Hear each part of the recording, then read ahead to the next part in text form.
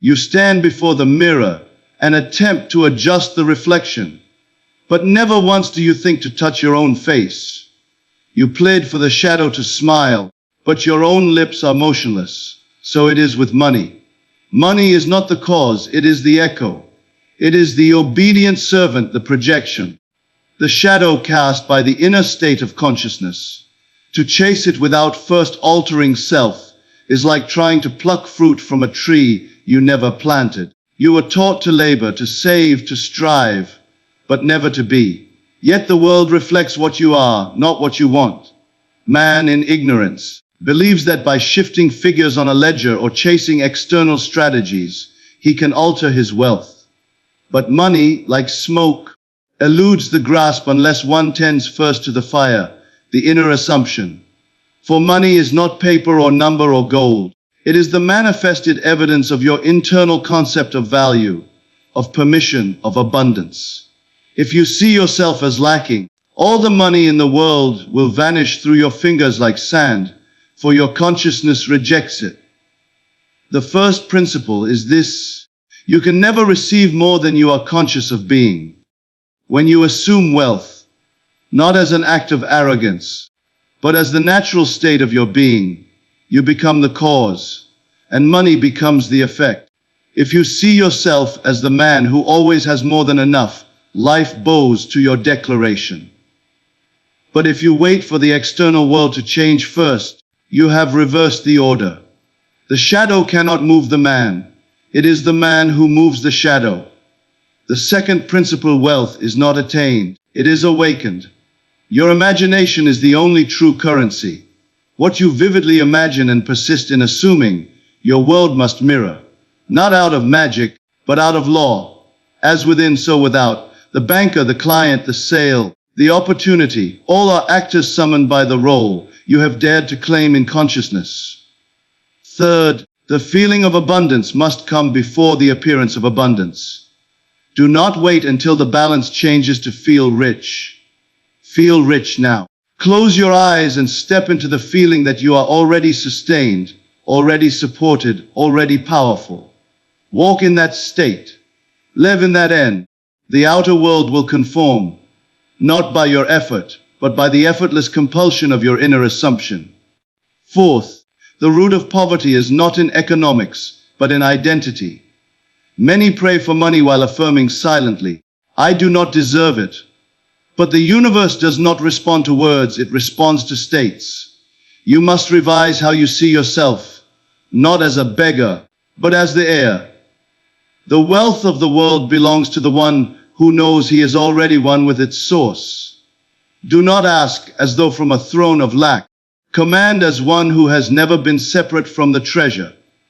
And finally, the fifth: sustain, the assumption regardless of appearances. The moment you dare to persist in the feeling of wealth, the world will tempt you to return to old patterns. Ignore it. Disregard the bank statement, the missed opportunity, the denial. These are echoes of past beliefs. Hold fast to your new state, and what once seemed impossible will melt into form.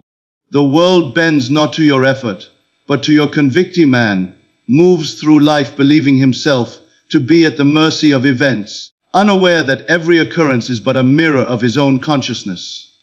He cries out for more money, more security, more means, yet fails to ask the most vital question: what am I conscious of being?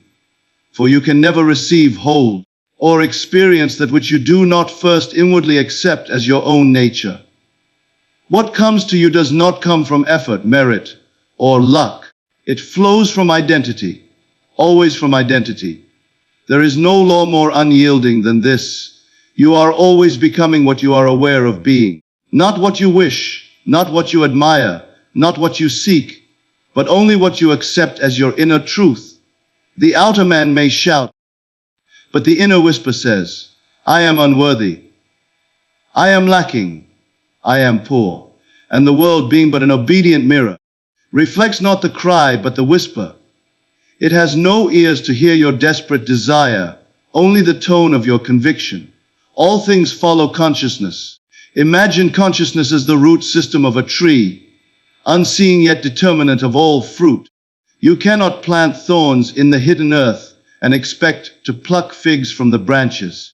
You cannot hold in the silence of your being the idea of poverty and be surprised when it becomes your experience. To receive more, to see increase in your outer affairs, you must first become the one who already has. You must assume it in the silence before you ever hold it in the hand. The world teaches accumulation through action, but true possession begins with assumption. There are those who labor night and day, pursuing money with a fevered mind, yet never see it settle into their life. Why? Because they work from the state of the one who lacks. Their action, though impressive, is the performance of the beggar who hopes to become a king, but consciousness is the throne, and no beggar who refuses to sit upon it inwardly can wear the crown outwardly.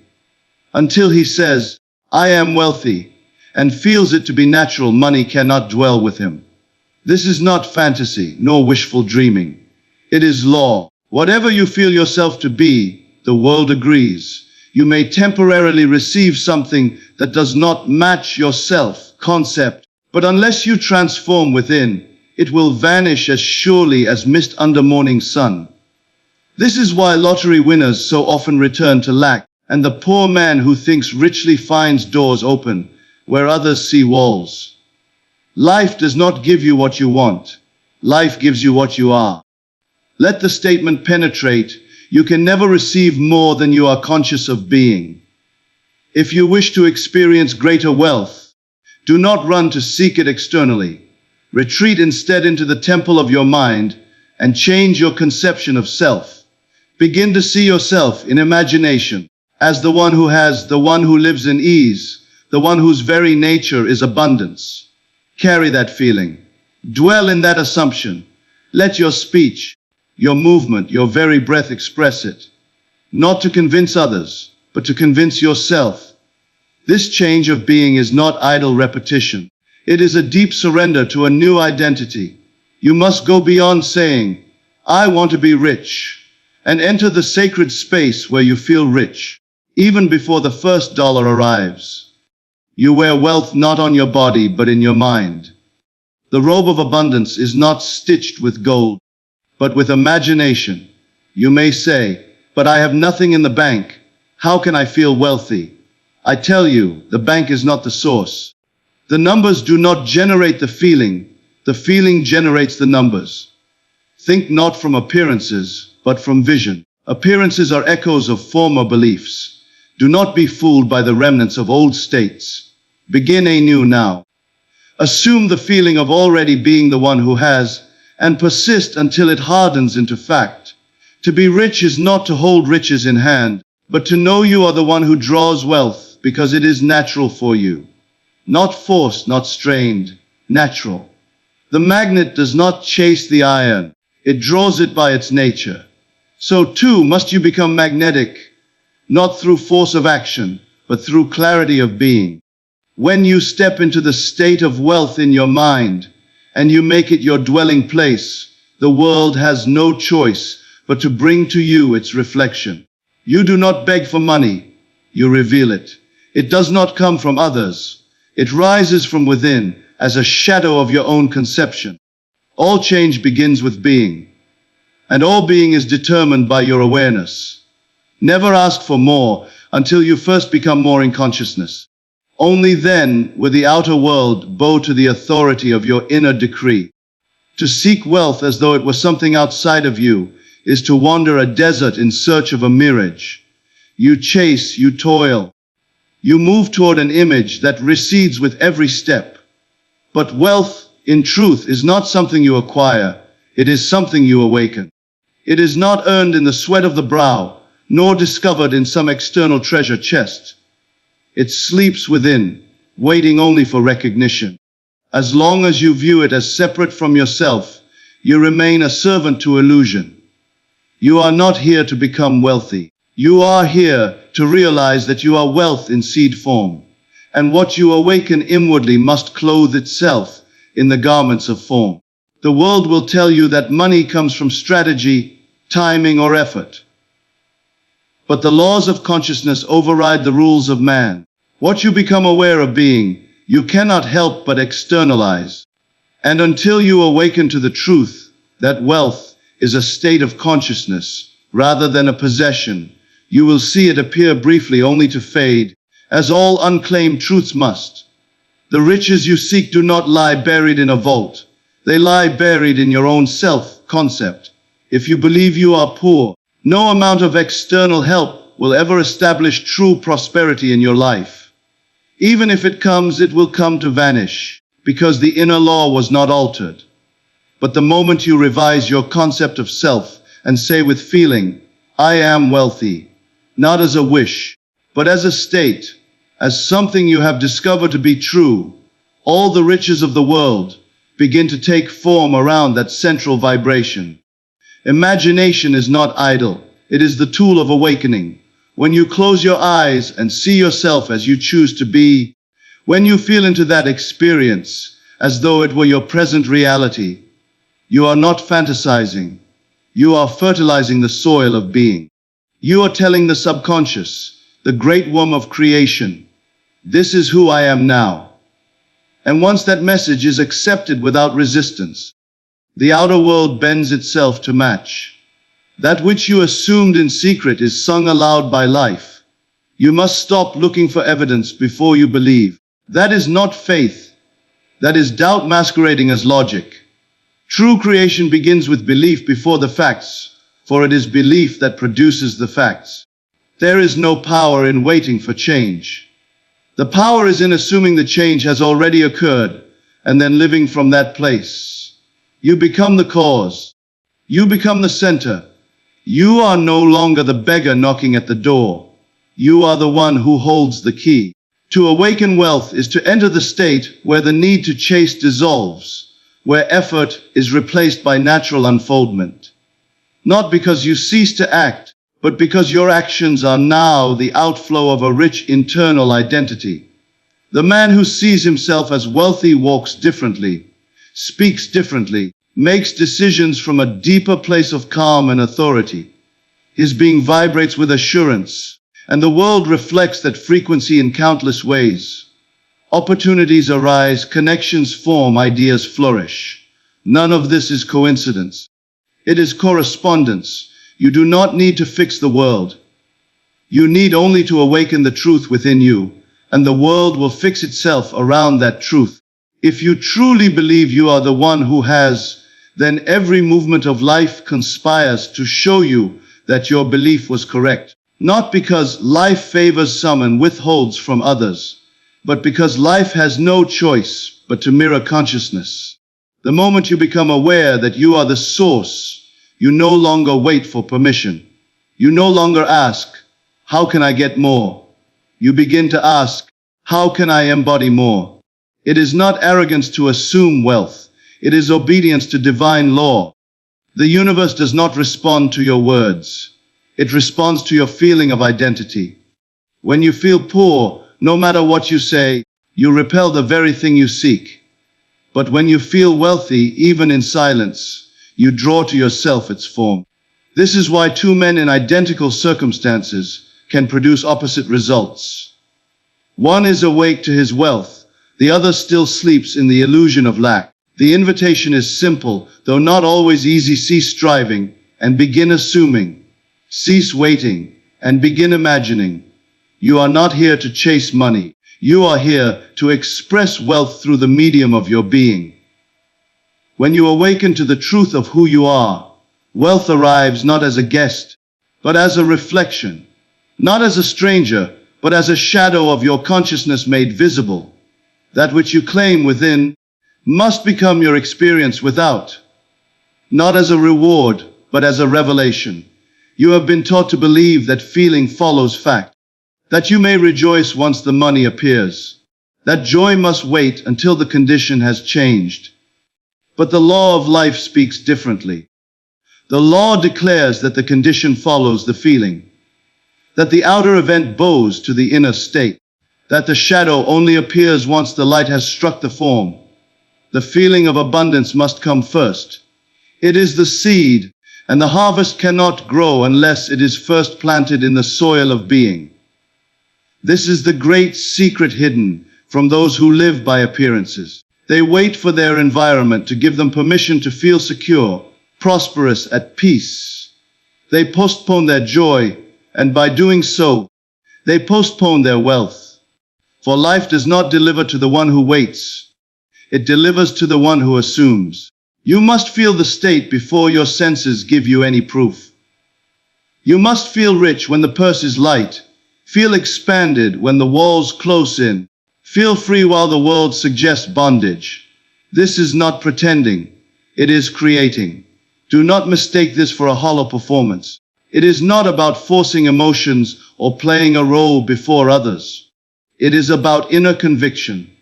It is the quiet transformation of your inner atmosphere. When you claim inwardly, I am abundant, and you let that feeling soak into the very fabric of your identity, something profound begins to stir. Life moves. Doors shift. People respond differently, not because they changed, but because you did. The outer world is not the master, it is the mirror. If you wait for the mirror to smile before you do, you will never see joy. You must smile first. You must feel first. That is the order of all manifestation. When you cultivate the feeling of abundance, when you walk and talk and breathe as one who has already received, the law of consciousness takes hold and moves invisible forces into visible form. You become magnetic, not by demand, but by natural radiance. To feel abundance before it appears is to take the posture of faith. Not blind belief, but spiritual certainty. It is the knowledge that you are not separate from the thing you desire, but one with its source. Money is not outside of you. It is a symbol of your internal permission to prosper. And when you grant yourself that permission through feeling, life opens the vaults of reality to match your vibration. You must train yourself to feel abundance in the simplest of ways. When you see a sunrise, feel it as a gift. When you drink water, feel it as provision. When you walk freely, feel it as liberty. The mind that notices lack will find lack in all things. The mind that notices wealth will find wealth in all things. You must choose the lens through which you observe, for your observation is not passive. It is creative. You are selecting your future in the feelings you entertain now. Many say, but how can I feel abundant when I see bills, debts, obligations? And I say, how can you not? For the longer you respond to these symbols with fear, the longer you prolong their stay. The only way out is through the assumption of what you wish were true. You must dare to ignore what is and surrender to what ought to be, and feel it so completely that it replaces the former state within. Then, and only then, will the facts of life align with your inner claim. The feeling must be real, not forced but lived. You do not need to sustain it with strain, but with sincerity. You can cultivate it gently, like a fire tended by intention. Feel the abundance in your step. Feel the richness in your breath. Speak with the tone of one who knows he is supported. Act with the ease of one who has more than enough. In this state, money becomes a reflection, not a pursuit. It flows to meet the self that no longer doubts its worth. You are not waiting for wealth to feel abundant. You are awakening abundance to receive wealth. The current of money responds to the current of emotion. When you raise your inner tone to match the world you desire, the world cannot help but play its part. It must take the shape of your sustained inner feeling. For this is the law, not of luck or labor, but of assumption. What you feel yourself to be, you become. What you feel you possess, you will soon possess in fact. So do not wait. Begin now. In the quiet of your being, drop the illusion of lack and step into the living atmosphere of abundance. Feel it without needing to see it. And in time, the seen will reflect the unseen. The invisible feeling will crystallize into visible form. And that which once felt like hope will become your living experience. Not because the world changed, but because you did. You may look out into the world and see poverty dressed in numbers, statistics, and circumstances. You may believe it is born of injustice, of economy, of history. And yet the truth hides in a place most overlooked. The true origin of poverty is not found in the marketplace, nor in governments, nor in misfortune. It is found in the hidden assumptions man carries about himself. Poverty begins the moment one identifies as lacking. It is not an event, it is an inner condition, clothed in outer forms. Change the condition, and the forms must follow. All things are drawn to you, or repelled from you, according to the silent self, concept you wear in the depths of your consciousness. If you see yourself as inferior, if you believe money is distant, if you think wealth belongs to others and not to you, then all of life conspires to make you right. It does not do this out of cruelty, but out of law. The law that governs life is not sentimental. It does not ask what you want. It reflects what you are. And what you are is revealed by what you assume. The man who carries a poor identity can walk into a room filled with opportunity and still find only resistance. Not because the room lacks wealth, but because his inner law rejects it. His hands may stretch outward, but his soul says, "This is not mine," so the door closes. Not from without, but from within. Until he changes his sense of self, the world cannot give to him. You cannot hold abundance while clinging to an image of insufficiency. The two cannot dwell together. One must give way. To transform poverty, you must begin not with your job, not with your income, not with your possessions, but with your identity. You must ask yourself not, "What do I have?" but, "Who do I believe I am?" For all doing flows from being.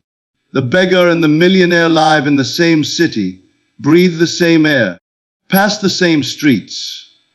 But one believes himself to be the receiver of wealth, while the other has accepted lack as his name. And so each lives in a world constructed by his inner concept.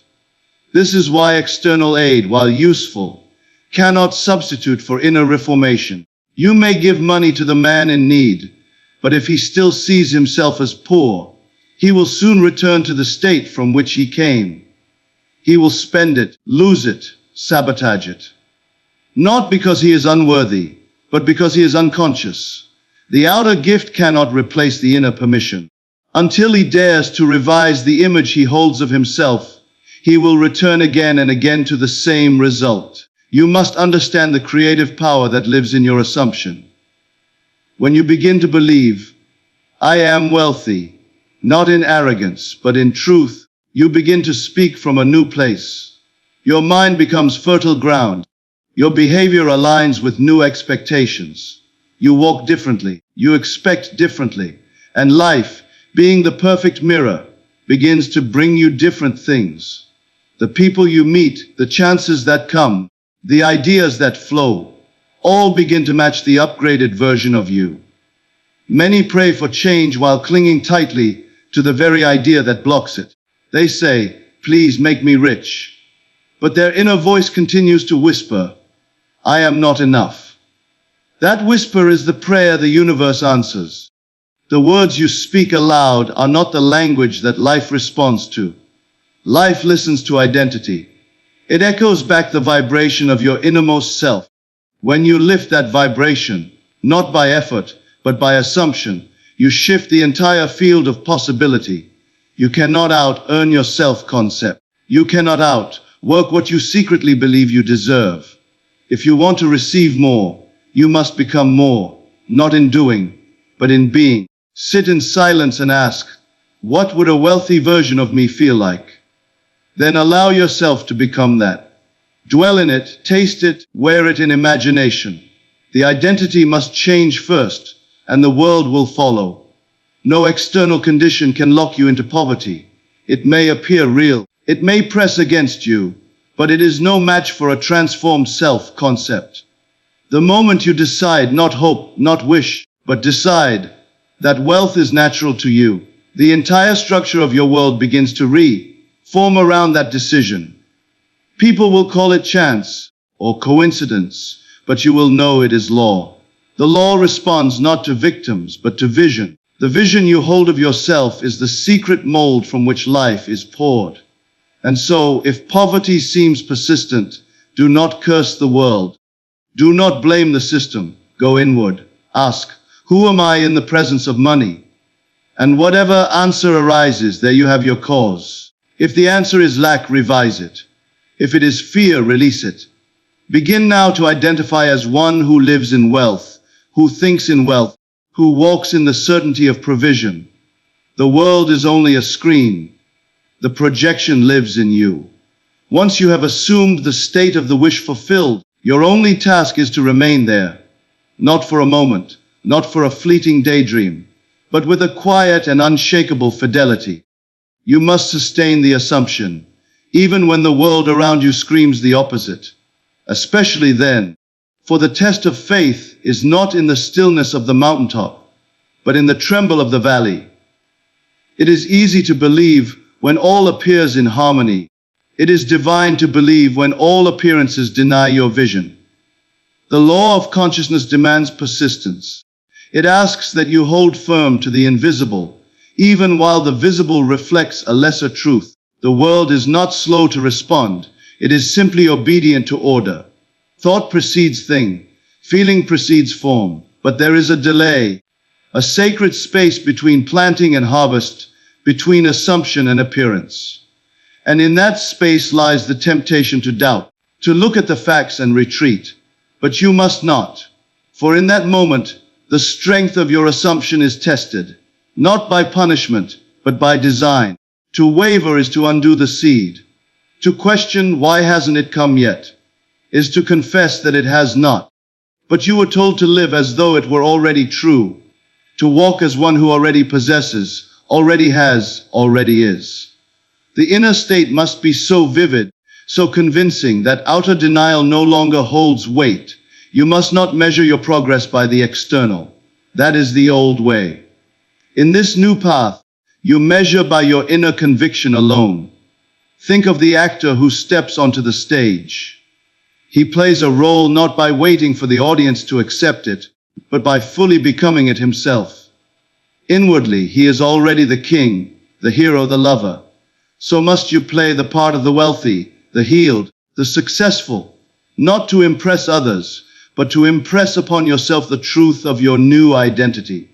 If you falter when the world refuses to applaud, you are still depending on the world. But if you persist when the world denies you, you are depending on law. You are never punished for your disbelief. You are simply left with what your disbelief allows. The world reflects consciousness like a mirror, and the mirror does not argue. It does not say, surely he wants something else. It gives what is impressed upon it. If you impress it with wavering, you receive delay. If you impress it with fear, you receive obstacles. But if you impress it with certainty, certainty in the unseen, in the assumed, in the felt, then nothing can stop the world from yielding. Understand this deeply. What you assume to be true, if sustained, must become true. Not by magic, but by law.